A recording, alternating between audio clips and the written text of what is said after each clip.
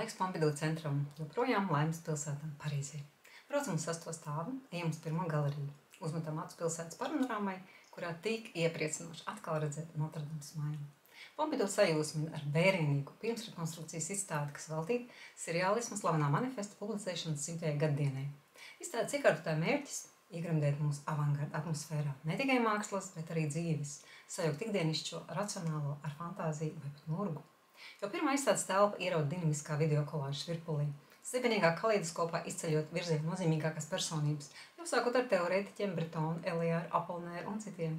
Atgādina par svarīgākiem aspektiem, kā ciešo saikni ar literatūru, akcentē notikumus, pirmām kārtām dadaismu nozīmi, kā arī darbības vietu, tā laika mākslas galvaspilsētu Parīzi. Šajā formātā tikai ātri pārspiestam ar acīm gleznām, kas man iespiedās atmiņā no sakopotajām dažādām vizuālās komunikācijas jomām – glezniecības, grafikas, tēlniecības, fotografijas, instalācijām, filmā un citām.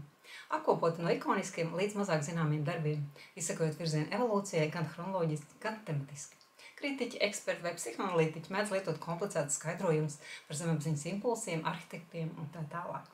Bet, manuprāt, šīs izstādes kopnoskaņa vairāk ir asprātīgs izaicinājums. Absurds, bet ākstīšanās, joks, ko daudzveidīgi izspēlēt, lai samulsinātu un pārsteigtu.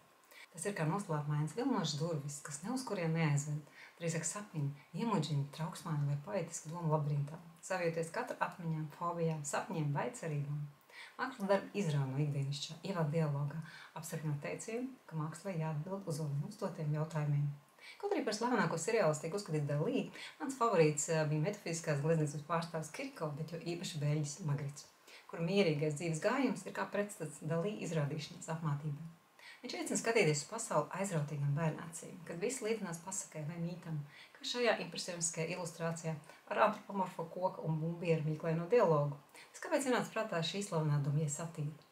Viņš sakārto ikdienišķus objektus neprastās kompozīcijās, ievietojot tos neierastās vietās un situācijās, nojaucot mūsu priekšstats par zināmo, tostarp lietu vieliskumu un struktūru.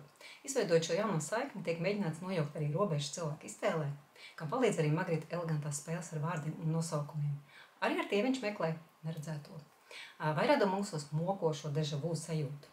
Tā vairs nav erotika, tā ir nežēlīga dzimuma cīņa, vai varbūt personības dalīšanās. Saplūst maigums ar nežēlīgu, mīlestību ar naidu. Viņa gleznas ir kā atspulgni cits pasaules. Dažas it kā nekā satratoši nav, kā Gaismas impērijas sērijā. Tomēr tā maģija fascinē. Izstādi grūti īsi raksturot. Tur ir viss no komiskām sadzīves ainām līdz ironijai un sarkasmam, pievēršanās eksotiskām kultūrām, spontanitāte un noslēdzot ar baisi apokaliptiskām vīzijām, kurās precīzi sasaucas traģiskās 30. gadu noskaņas ar mūsdienu kara reālijām, atklājot globālo vājprātu un cilvēku trauslo neaizsargātību, vizualizējot Bretonu izteicienu, ka tas bija ekstrēmi nemierīgs laiks. Stilistika no naivisma līdz realismam un tālāk līdz ekspresioniskai deformācijai un abstrakcijai. Te var atrast gan sarežģītus sižetus, kurā kā rebusā jāatmin tēlu un notikumi, gan niansētas krāsu simfonijas, izsmalcinātas monohromas kompozīcijas. Bija ļoti detalizēti darbi, kuros kā leģendārā Boska gleznās varēja lūkoties ilgi un atkal atrast kādu jaunu tēlu, bet vērīgais var ieraudzīt ko tikai sev nozīmīgu. Arī mēģinājumi atklāt mākslinieku kā radošas personības, dvēseles meklējumus un pareģojums, varbūt pat kā šīs profesijas augstāko misiju. Kosmosa tematika ļauj ieskatīties visuma bezgalības vilinājumos. Redzam versijas par citu planētu iemītniekiem, jeb arī mums pašiem ar tik mīlīgu, muļķīgu un naivām sejām. Un neiztrūkstoši katrā izstādē vai muzejā kāds skatītājs mēdz saplūst ar eksponātu. Jāpiebilst, ka šī jubilejas izstāde turpinās savu ceļu uz Spāniju, Vāciju un ASV. Es lieliem logiem gaidu Parīzi un celts tālāk. Turpināsim ceļu.